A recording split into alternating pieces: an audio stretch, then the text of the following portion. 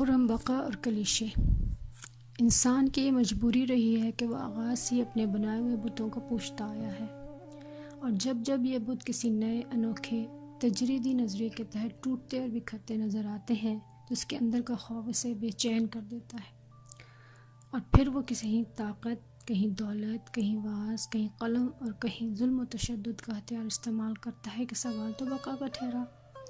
खुर्रम बका की किताब कलीशे में ज़्यादातर अफसाने इसी मरकज़ी नुक्ते नज़र के गिर्द घूमते हैं कि इंसानियत पहले, अबूदियत बाद में।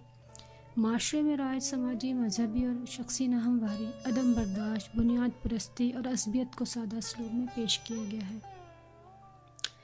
इस किताब में जितने भी अफसाने हैं इनको पढ़कर यही महसूस हुआ कि ये कहानी नहीं ज़िंदगी है।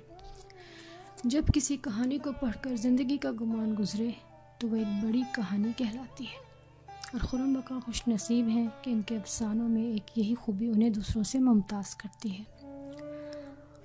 खुर्रम बका का फ़नी शऊर इतना गहरा और मुशाहिदे की क़ुव्वत इतनी सवाब सिफ़त है कि इनका अदबी वजदान इन मुशाहिदात, फ़िक्र व फ़हम को अफसानवी रूप में ढालकर एक ऐसी कहानी को जन्म देता है जो इस दुनिया की भी है और अगली दुनियाओं की कथा भी सुना रही होती है। ये अफसानवी सफ़र हकीकत से सच्चाई की जुस्तजू का सफ़र है। हकीकत और सच्चाई बज़ाहिर हम माने नज़र आते हैं, लेकिन बहुत सी चीज़ें हकीकत होकर भी हकीकी नहीं होती।